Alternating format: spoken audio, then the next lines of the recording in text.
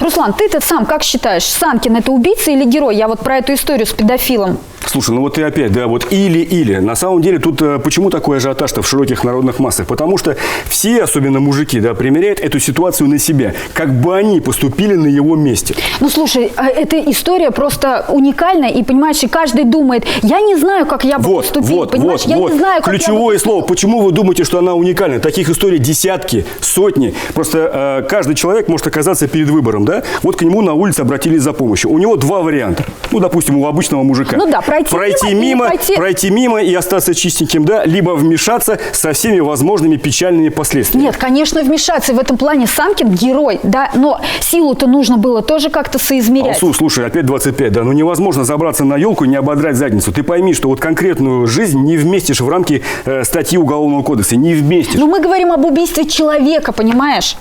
Слушай, кем бы он там ни был. В обстоятельствах дела пусть разбирается следствие. Но первый порыв Санкина, он был мужской, он был нормальный, он был справедливый. А дальше получилось, как получилось. Ты понимаешь, что если мы сейчас оправдаем, простим Санкина, это значит, мы легализуем убийство. Мы будем его тиражировать. Не нужно вешать ярлыки. Нужно, вот мы пригласили сегодня гостей в студию, и давай обсудим эту тему. Давай.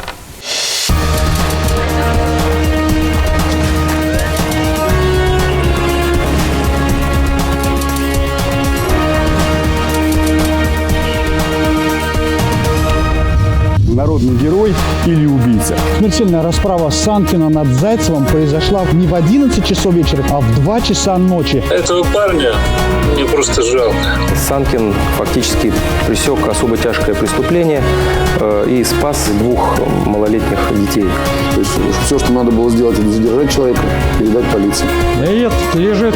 Милицию не надо. Надо говорить, причинил смерть, а не убил. Это большая разница. Историю, в которую уфимец Владимир Санкин, защищая подростков, убил педофила, сегодня обсуждает вся страна. Мнения разделились на 2 лагеря. Одни считают Санкина народным героем, другие видят в нем злодея и преступника, совершившего самосуд. Есть и третьи, которые вовсе пытаются обвинить детей и их родителей в сложившейся ситуации. В деталях произошедшего сейчас разбираются следователи Следственного комитета. Как развивались события в тот вечер и что известно на сегодняшний момент, мы расскажем в сюжете. Смертельная расправа Санкина над Зайцевым произошла вот на этом месте. Правда, не в 11 часов вечера, как это говорилось в первоначальной версии, а в 2 часа ночи. Что доподлинно происходило в этот 3-часовой отрезок времени? Сейчас буквально поминутно восстанавливают следователи. Вот так сидел, телевизор смотрел. Валерий Бочкарев, сосед погибшего Владимира Зайцева, в 10 часов вечера смотрел телевизор. В окне он заметил незнакомых подростков. На улицу смотрел, он вышел. Дети тоже за ним пошли. Он пошел дальше вон туда. Дети за ним. Чуть прошли, обратно в комнату. Он комнату открыл, они за ним в комнате.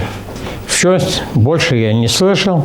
По словам Бочкарева, мальчики дважды побывали в комнате Зайцева. Затем он увидел, как сосед вышел на улицу в домашней одежде. Там и произошла первая стычка педофила и автослесаря Владимира Санкина. Я говорю, милицию, да еще что с ним говорит?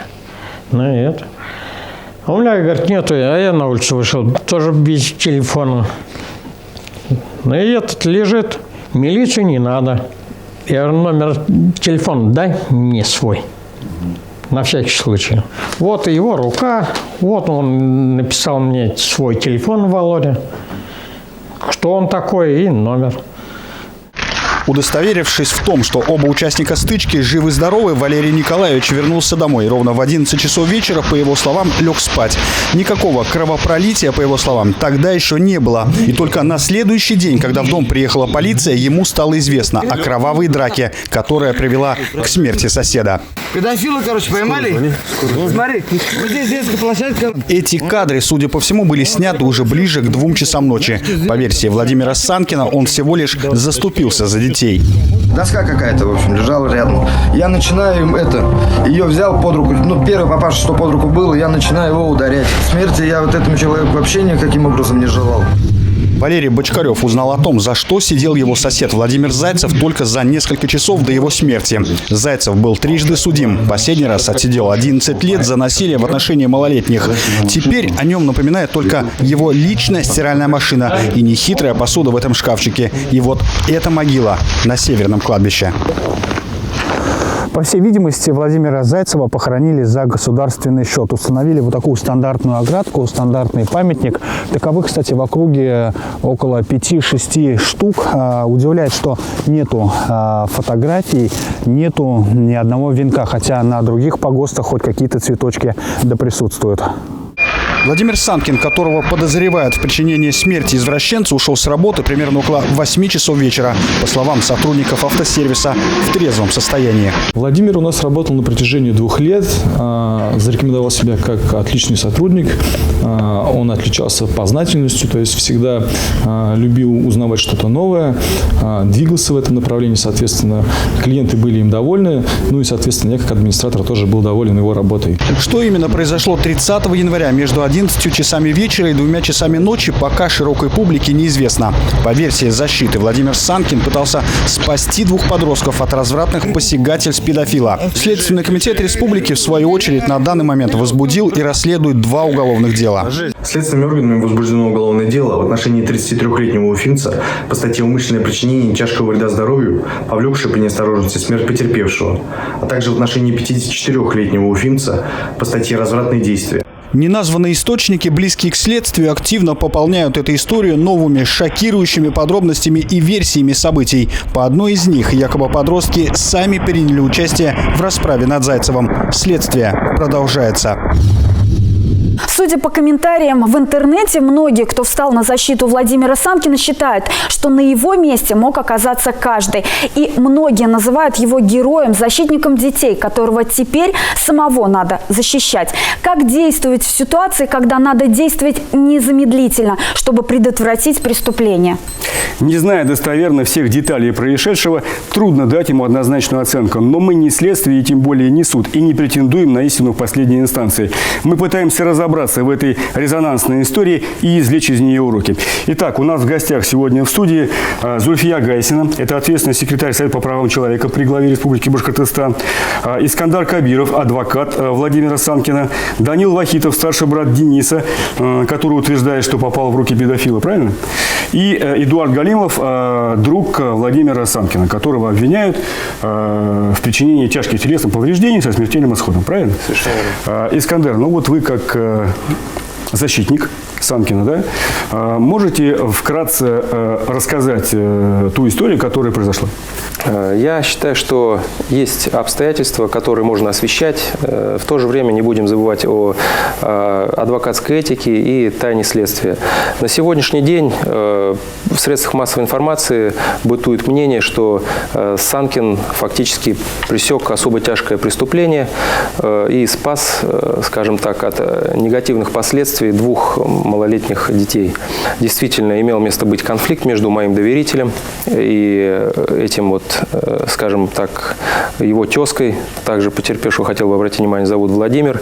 И иногда при обсуждении вот этих вопросов люди путаются, потому что непонятно, что за Владимир. Поэтому я буду говорить: один потерпевший, второй, скажем так, мой доверитель. Потерпевшего мы называем погибшего, да? Да, совершенно. И достоверный факт, что погибший является трижды ранее судимым по определенным статьям Уголовного кодекса. Ну, если есть необходимость, я могу вкратце сказать, что в 1983 году первое привлечение к уголовной ответственности у него было по статье 121 части 2 УК РСФСР. Там он получил, если не ошибаюсь, 4 года 7 месяцев лишения свободы. Вот, то есть это преступление, оно, скажем так, подпадает опять-таки под вот эту вот тему, которая сегодня обсуждается. Да? В отношении 6-летних было преступление совершено. Искандар, давайте так. То есть мы все здесь присутствующие, в том числе, можем спокойно, не опасаясь нарушить закон, называть погибшего педофилом. Это так? Я думаю, каждый может его называть по-своему, но, как говорится, что есть, то есть. Данил, скажи, пожалуйста, ты старший брат одного из подростков, которых можно считать пострадавшими. Давай будем так называть. Давайте договоримся выражаться юридически корректно, да? Это всех устроит, я думаю. Он рассказывал тебе, что произошло там? Рассказывал, да, но в первую очередь я хотел поблагодарить Владимира Санкина, то, что он оказался в нужном месте в нужное время потому что не было бы, не проходил бы он мимо этого дома, страшно было бы даже представить, что могло бы случиться. Когда вот вообще ты сам узнал об этой ситуации? Об этой ситуации узнал, когда я с работы пришел. Пришел я с работы поздно, брат мой младший уже был дома. Поздно это во сколько? Я пришел в 12 часов. С работы пришел, я бы не сказал, чтобы у него было отличие в поведении, было как обычно. В ходе разговора, так сказать, просто спросил, как у него день прошел. И он рассказал то, что до него, так сказать, домогались, то, что человек заступился за них. И всю эту историю вкратце рассказал. Слушай, Данила, а во сколько примерно это происходило, вот по времени? Имеется в виду сам разговор или? Нет, не сам разговор, а вот то, что произошло, между подростками, да, и Зайцевым. Я понял. Со слов моего младшего брата, это происходило часов 9. Как мама? Где мама? Мама, она живет в Крымско-Лисском районе, но она не с нами, отдельно с папой живут.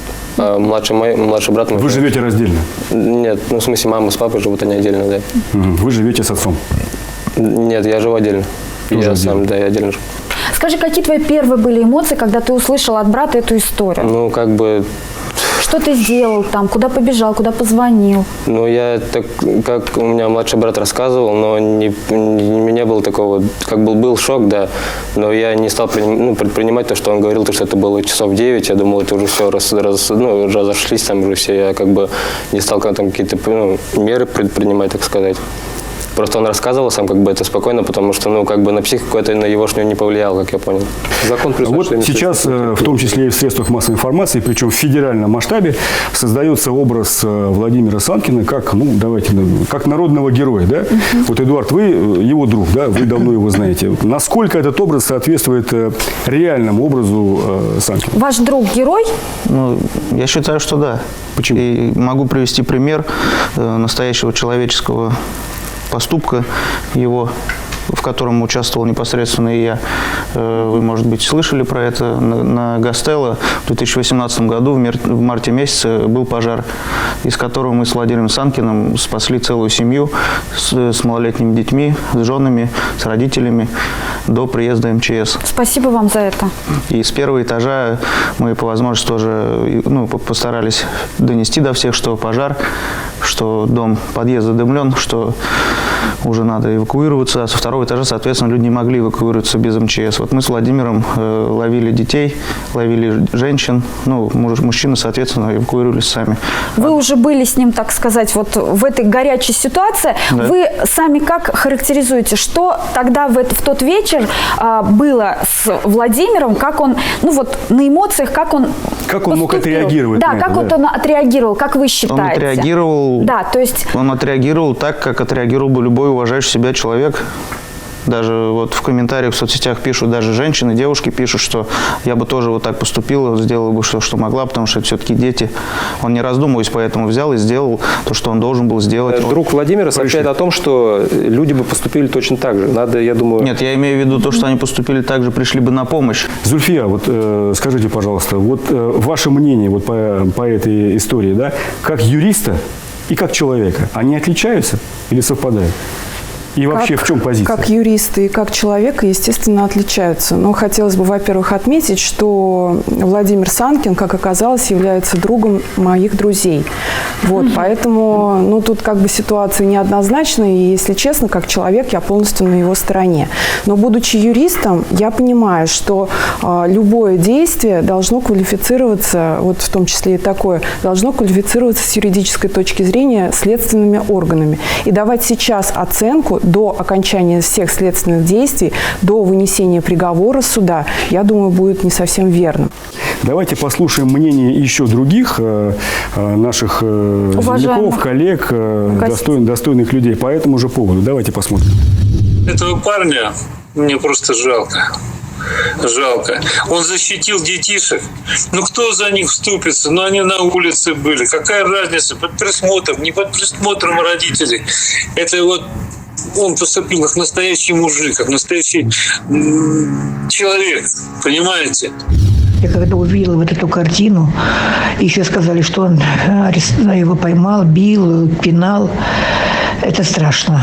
Но то, что тот педофил – это больной и враг, его надо было сдать, ну, может быть, уж, я не знаю, втолкнул бы разок, дал бы, так скажем, шлепок, но никто не дает права устраивать самосуд, для этого есть закон. Он вот хотел как лучше, получилось, как всегда, по-российски. И сейчас будет сидеть. Убивать нельзя, это опасно. Убив раз, он может поднять руку и на другого человека. Кто-то обращается к тебе за помощью на улице. Ты можешь пройти мимо и остаться невредимым, спокойно будешь жить дальше. Можешь кинуться на помощь и потом разгребать, возможно, всю жизнь последствия. В том числе, возможно, и в виде уголовного дела. Очень часто у нас в жизни так бывает, так? Да. Вот вы бы на месте Владимира как бы поступили сами? Ну, это сложный вопрос, я понимаю. Это очень сложный вопрос. Если бы это был, я не знаю, ваш ребенок, допустим. Ну, это... Хотя это крайняя ситуация. Очень сложный вопрос. Но я бы поступил таким образом, чтобы минимизировать то, чтобы пострадали дети. Понятно. Зульфия, а вы как считаете? Вот примеряя ситуацию, ну, не на как на женщину, на себя, а вообще как на человека, как на гражданина. Вы знаете, у нас, наверное, все-таки недостаточно еще высокая правовая культура у населения для того, чтобы каждый мог понимать, когда нужно остановиться. И дело в том, что, вот, допустим, если примерить ситуацию, да, на себя, на своего супруга, как бы он, допустим, поступил, я думаю, что, ну, вот он бы остановил этого преступника, человека, который покушался на половую неприкосновенность детей, попытался бы вызвать полицию, полиция бы приехала, может быть, часа через 3, а может быть, вообще бы не приехала. Поэтому здесь как бы ситуация такая достаточно неоднозначная. Вот. Но, с другой стороны, необходимо было остановиться, необходимо было взять себя в руки и не продолжать те действия по нанесению телесных повреждений, когда дети, по сути, уже были в безопасности. Искандар, пытался Владимир вызвать полицию, как-то остановиться? Вот, может быть, какие-то такие подробности Я можете скажу следующим образом. Мне достоверно известно, что Владимир Санкин оставил свой сотовый телефон свидетелю, который, скажем так, уже фигурирует в материалах уголовного дела. То есть для того, чтобы... Оставил для чего? Ну, я сейчас полноценно не могу об этом говорить, но это мне стало известно, скажем так, опять из средств массовой информации, что вот таким образом поступил. То есть был телефон, было имя, и свидетель даже показывал листочек, да, с этой записью. Данил, сколько брату лет? 14 лет. Вы ему задали вопрос о том, что он там делал? Да, задавал, но конкретного ответа такого я не получил. Вот у меня просто вопрос, что он делал там, зачем он туда пошел? Ну, как... Ну, ты сам можешь это понять, но ты его брат. Ну, я, как и говорил раньше, то, что он мне конкретного этого не смог объяснить.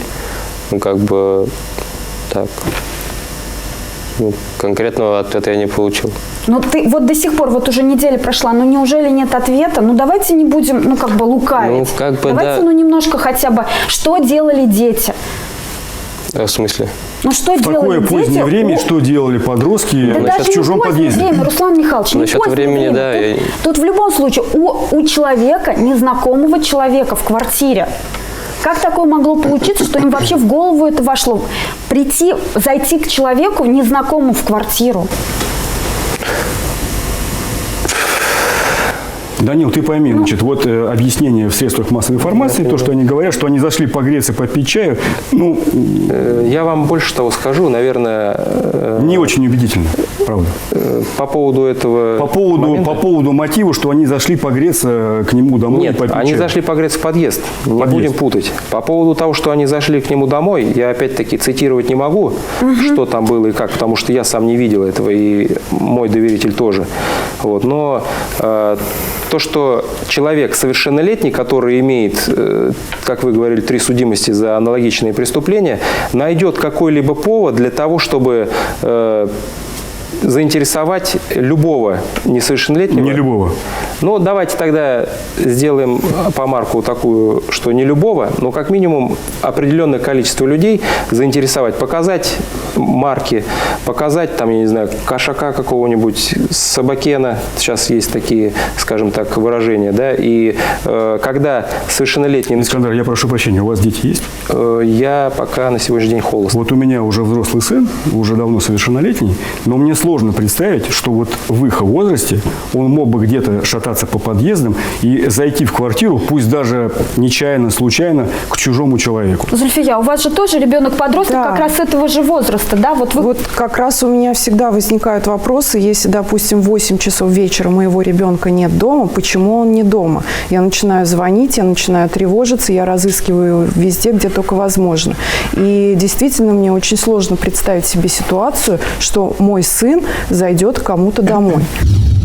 Руслан, я так и не поняла, что эти подростки делали в квартире Зайцева. Зачем они туда пошли? Я вот представить просто это не могу. Не, ну понятно, что брат старший так и не сказал, потому юлил, что... Да, не, ну понятно, он прикрывает брата. Вот ты можешь себе представить, ты же мать, да, что твой ребенок непонятно где, непонятно во сколько, болтается, вот неизвестно зачем. Ну, ты можешь себе такое представить, нет, да? Конечно. А между прочим, такие нелюди, как педофилы, да, с 3 ходками, они как раз и пользуются такими детьми бесконтрольными и безнадзорными. К нам сейчас зайдет в студию сестра Санкина. Сестра Санкина, да. И вот интересно, предъявляют ли родственники Зайцева им какие-то претензии? Слушай, мне материальные, еще интересно узнать, как родственники погибшего Зайцева относятся к самому погибшему Зайцеву, потому что, конечно, это позор семьи. Вот поговорим еще об этом сейчас. Хорошо.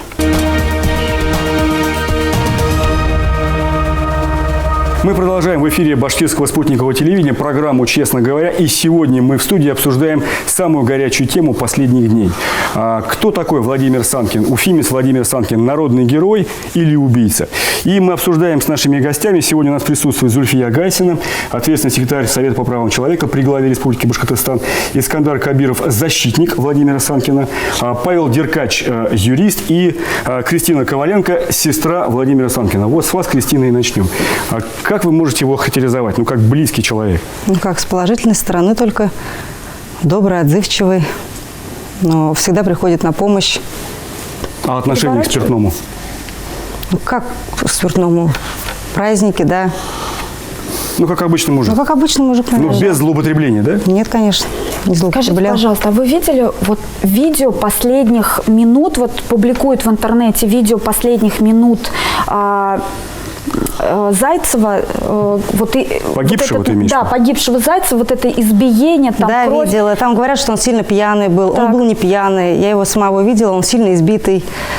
Почему он там, речь такая, говорят, пьяная, там, у него челюсть сломана, у него снимки есть. Вот только недавно мы пластины сняли. Ваша позиция, вот ваше мнение по этому? Моя позиция такова, то есть как бы он молодец ровно до того момента, когда вытащил этого педофила на улицу, то есть как бы, да, опять же, узнал из средств массовой информации, как это все происходило, и начал его избивать.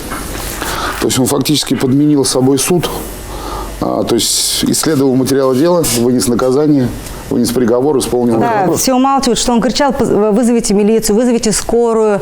А сосед, спросил, который уже умер, у Зайцева: вам нужна скорая? Он говорит: нет. Почему вы думаете, он сказал, что не надо, не нужно ни скорую, ни потому полицию? что он знает, что он за что сидел, как сидел. Я думаю, только из-за этого. А вот который Владимир, брат мой, он кричал всем, все стояли и смотрели просто. Он даже свой телефон оставил, потому что он не мог позвонить, у него зарядки не было. И все это знают, все это видели. И все молчат почему-то. То есть, как бы он не имел права этого делать. Максимум, что он должен был сделать, его задержать, зафиксировать, задержать, вызвать полицию. Дети уже были в безопасности на тот момент, потому что, опять же, все видели видео с детьми, когда они говорили, что они убежали, они вышли на улицу и начали драться. То есть дети это фактически подтверждают, эти обстоятельства. Да? То есть именно в тот момент, когда угроза детям перестала быть реальной, то есть все, что надо было сделать, это задержать человека, передать полиции. И тогда бы не было таких ужасных последствий, то есть как бы и не маячил бы у него впереди огромный срок. Да? То есть вы не видите в Санкине героя? Нет.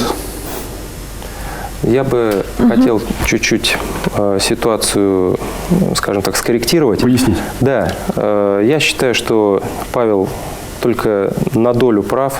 Прав в том, что Владимир допустил, скажем, такое, что потерпевший умер, но, обратите внимание, достоверно установлено, что именно вот этот вот потерпевший педофил, он первый нанес удар Владимиру. Об этом говорят все, и об этом говорит Владимир. То есть это ни для кого не секрет. Раз. Во-вторых, что касается мнение, все говорят, убил, еще что-то. Не будем забывать, что статья, которая ему на сегодня меняется, 111, часть 4 Уголовного кодекса Российской Федерации, это причинение тяжкого вреда здоровью, повлекшего по неосторожности смерть потерпевшего. Но здесь фактом можно считать только смерть. Именно надо говорить, причинил смерть, а не убил. Это большая разница. И, скажем так, если бы, тьфу-тьфу, не дай бог, что-то случилось с человеком несовершеннолетним, который близок к Павлу, еще неизвестно, как бы ситуация повернулась. Вот эти, скоро вызови. Скоро вызови. Да. Не, нормально все. Это смеюсь, брат, не впадло. Ладно, сам сниму. Педофил, короче. Да, блин. Лежи. Я не уйду. Не. Лег. Братан. Ложись. Педофила, короче, поймали. Смотри, вот здесь детская площадка, короче. Ложись, я тебе говорю. Ляг. Сейчас, ляг. Зачем ложиться? Ляг. Данные. Руки в сторону. Нет, руки в сторону, я тебе говорю. Руки в сторону. Здороваться хотел. Не хочу с тобой здороваться. Это, пожалуйста, давай, ты сам рассогнусь. Даже стой. Куртку он порвал мне, А это в смысле? Вот, он здесь живет. Да все, скоро приехал. Давайте. Как фамилия у тебя? Быстрее, может там. Фамилия как? Он лежит. Братан, он только сделал. Прикинь, знаешь, что сделал, короче? Носилку-то хоть что-нибудь прийти, давайте тащи, как я его потащу-то. Небольшая ремарка, вот опять же, что мы видим из видео, вот, последние минуты жизни вот этого педофила, да, так скажем так. На видео видно, как лежит Санкин, на руках Санкина 2 ноги, то есть удерживает 2 парня, то есть их лиц нет на видео, ногами его руки лежащего. То есть я насколько понимаю из этой ситуации, то есть Владимира оттащили от педофила и удерживали они его. Оба Владимира, чтобы да, не они оба Владимира. Зайцев и Санкин, да. Поэтому так и говорю. То есть и какое-то время они его удерживали, чтобы, видимо, он дальше не продолжал вот это вот причинение смерти по неосторожности, так назовем, да? То есть, видимо, настолько, к сожалению, Владимир распалил, что не мог уже остановиться. То есть я делаю такой вывод из этого видео. Но есть же такое понятие аффекта, когда человек слишком перевозбужден, что он себя не контролирует. Аффект, он как бы немножко такой состояние, он кратковременен. То есть это буквально измеряется минутами считанными, да, то есть, а по внешнему виду, то есть погибшего, то есть, мне кажется, его избивали долго. То, что описал Павел, абсолютно, скажем так, точно отражает видео.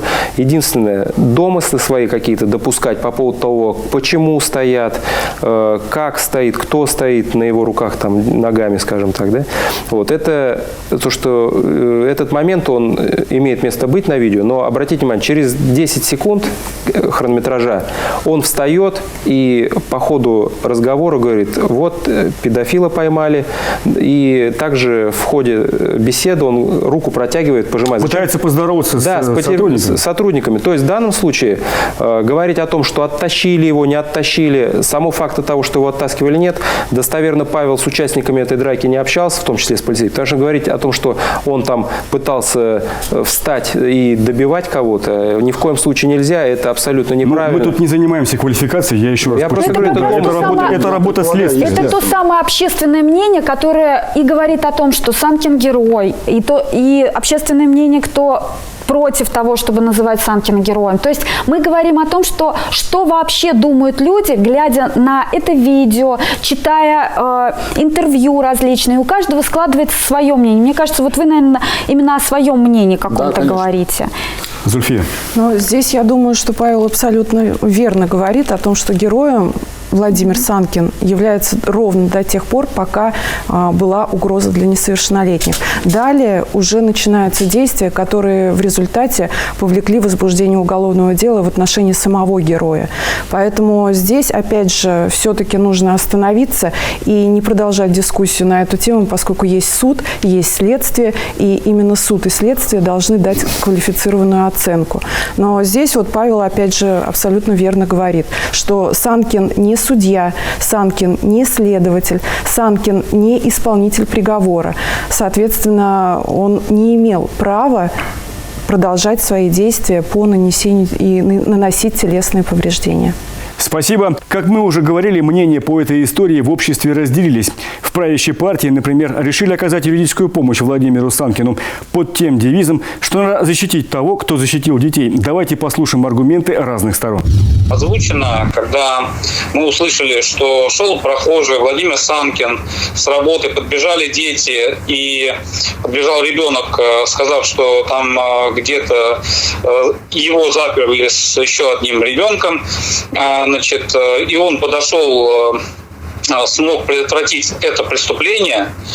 У нас было понимание, что нужно обязательно протянуть руку помощи этому человеку. Ситуация развивалась вполне возможно не совсем так. И было избиение, и еще непонятно, как все это произошло. Поэтому сегодня мы по-прежнему можем сказать, что мы готовы протянуть руку помощи тем людям, которые пострадали. Ну, как правило, такие вот неидеальные люди, простые, обычные жители города, может быть, пьющие даже, как правило, такие люди и бегут на помощь. Как говорится, ключевое слово здесь, не раздумывая, бегут на помощь. И, как правило, такие люди не умеют рассчитывать свою силу. Поэтому, на самом деле, перед нами стоит очень жесткий выбор. Либо оправдать возможное изнасилование несовершеннолетнего, либо оправдать убийство педофила. И, на самом деле, это очень жесткий выбор. На мой взгляд, речь идет об убийстве в чистом виде. Человек напился и нашел выход своей пьяной агрессии. Если бы это был не педофил, то под руку попался бы другой человек. Если бы не в этот раз, то в другой раз обязательно. Но есть один очень важный нюанс. А в другой раз человек был бы наказан по всей строгости закона по соответствующей статье Уголовного кодекса. Однако сейчас при очевидности статьи за избиение до смерти, которая предусматривает до 15 лет лишения свободы, человек вполне возможно, это комментируют многие адвокаты, может получить срок гораздо меньше. Более того, это дело может быть переквалифицировано под статью за причинение смерти по неосторожности. И в этом случае человек может вообще избежать реального наказания. И вот в этом случае мы будем де-факто иметь дело с торжеством суда Линча. Конечно же, под всеобщее одобрение толпы. Педофил – это враг. Вот эти враги, к счастью, их не так уж много, они живут среди нас. Вот как вы считаете, надо что-либо менять в законе о педофилах, которые отбыли наказание, вышли на свободу и живут среди нас? И мы даже об этом можем и не знать ничего. Что могло бы предотвратить, что ли, вот эту ситуацию? Во-первых, что такое педофилия? Это психическое заболевание. И здесь необходимо наблюдение у психиатра. Это вот мое личное мнение. Если человек... В стационарном учреждении? В том числе в стационарных учреждениях. Но они не проходят? Они не проходят такого лечения. И в результате, вот если исходить из статистики, я, конечно, не могу назвать официальные данные, но более 70% педофилов, которые освобождаются из мест лишения свободы, они снова совершают аналогичное преступление. Вспомните известный случай убийства школьницы возле 96-го лицея в районе Центрального рынка. Абсолютно вот точно такой же персонаж. Вышел на свободу, и снова совершил тяжелейшее более тяжкое преступление. Я извиняюсь, я хотел обратить внимание, что он совершил преступление после насильственных действий. А почему совершил убийство, а в данном случае по-другому его не назовешь? Потому что он хотел скрыть следы совершения преступления. И в нашем случае есть риск того, чтобы, опять это будет домысел, но Зайцев мог с квартиры никого не выпустить, например, да? Я бы хотела дополнить, что на самом деле нужны какие-то изменения в нашем законодательстве для того, чтобы эти люди находились под постоянным наблюдением психиатра. Например, какие? Что бы вы Потому что, допустим, часто приходится слышать такие радикальные предложения, типа вот химическая кастрация. Вы за такие радикальные методы? Они радикальные. Я за такие радикальные методы, но есть химическая кастрация временная в том числе. Поэтому здесь, если даже произойдет какая-то судебная ошибка, от которой никто не застрахован, то эта временная химическая кастрация, она просто, ее последствия, они пройдут. Понятно, понятно. Есть что добавить? Да, я считаю, что есть необходимость обратиться к той мере пресечения, под которой сейчас находится мой доверитель. У него на ноге браслет, все его передвижения фиксируются. Если он пересекает определенный периметр, об этом сразу сообщается по специальному устройству в управление исполнения наказаний, да, инспекцию. В принципе, это вполне реализуемое. Да, вот. Но подводные камни какие? Если вы помните, некоторое время назад, когда суд принимал решение отправить кого-то под домашний арест, не хватало этих браслетов. Согласен с Зульфией и Искандаром. То есть, как бы получается, химическая кастрация – это одно из основных, то есть, моментов браслет. И, наверное, все-таки, конечно, наш УПК не позволяет на данный момент делать такие. То есть, по освобождению, раз это все-таки психическое заболевание, по освобождению, по отбытии наказания, наверное, все-таки педофил должен помещаться в специальное медицинское учреждение, где комиссия должна решить, опасен он или не опасен, ограниченно опасен, да, то есть, и после уже принимать решение о химической кастрации, либо о содержании его в этом учреждении, то есть, как бы, да, ну, их надо лечить. И отсюда следующий вопрос. Вы вот, есть у вас какая-то позиция вообще по педофилам? Как они должны жить среди обычных людей? Они вообще не должны жить среди общества, изолировать надо просто их где-то. В продолжение разговора, да. Кристина, скажите, пожалуйста, вы общались с родственниками погибшего? Да, с сестрой погибшего общалась. Они переживают по поводу его гибели? Они переживают, он им не нужен. Они сказали, мы даже его хоронить не будем, пускай хоронит государство. А вы хотели он даже родне не нужен. Вы хотели какую-то помощь оказать, что ли? Мы им дали 20 тысяч на похороны. Все это подтверждено документально, все есть. Уважаемые гости, у нас был такой сегодня непростой разговор, да, понятно, что у каждого свое мнение, в чем-то они совпадают, в чем-то не совпадают. Вот резюмируя наш сегодняшний разговор, да, коротко, чтобы подвести какой-то итог, какие-то выводы, Зульфия. Я бы, наверное, хотела обратиться больше к родителям. Берегите своих детей и разъясняйте им, что нельзя заходить в квартиру к посторонним лицам. Это запрещено при любых обстоятельствах, что бы там ни происходило. Но в квартиру к чужому человеку заходить нельзя. При любых обстоятельствах постараться сделать так, чтобы лицо, которое претендует на чьи-то права, нарушает их, чтобы было привлечено к ответственности в рамках закона. Понятно. Павел. Ну, если резюмировать, да, не проходите мимо, конечно. То есть, если вдруг детям, пожилым, не знаю, кому-то нужна помощь, но помните о том... если потом придется, я не знаю, вот у Кристины глаза на мокром месте, а потом придется плакать. Я полностью мать будет плакать, сестра будет плакать. Но ни в коем случае не теряйте голову, то есть не приступайте закон, имейте меру. Одно хочу сказать, не делай добра, не получишь зла в этой ситуации, получается. Получается, что дешевле было пройти мимо? Дешевле было, так. И ничего бы этого не было? Да. С ним, но не с детьми. С ним.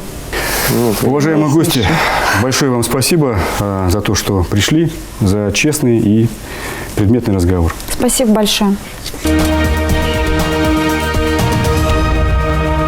Слушай, Алсу, горячий был сегодня разговор, да, и вот что я для себя еще раз уяснил, почему эта история получила такой резонанс, да, потому что сегодня в обществе огромный запрос на справедливость, и людям ее катастрофически не хватает. Конечно, не хватает. Сколько раз поднимался вопрос об ужесточении закона против педофилов? Вот где этот закон? Люди, простые люди, не чувствуют себя защищенными. Я не чувствую себя защищенной. Слушай, я вынужден согласиться с тобой, да, что сегодня люди не верят в эффективность правоохранительной системы и вынуждены решать свои проблемы сами. Знаешь, мы бы Санкина сегодня бы не судили, если бы все соседи Зайцева знали, что он педофил. Близко бы детей не подпускали к этому человеку. Я не прошу химических кастраций, пожизненных сроков. Я хочу знать, где они живут, работают, чтобы близко к ним не подходить. Тебе слово.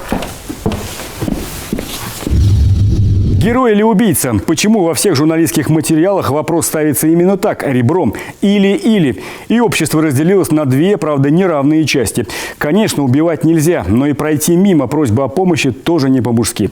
Судьбу уфимца Санкина в любом случае будет решать следствие и суд. И общественное мнение тоже.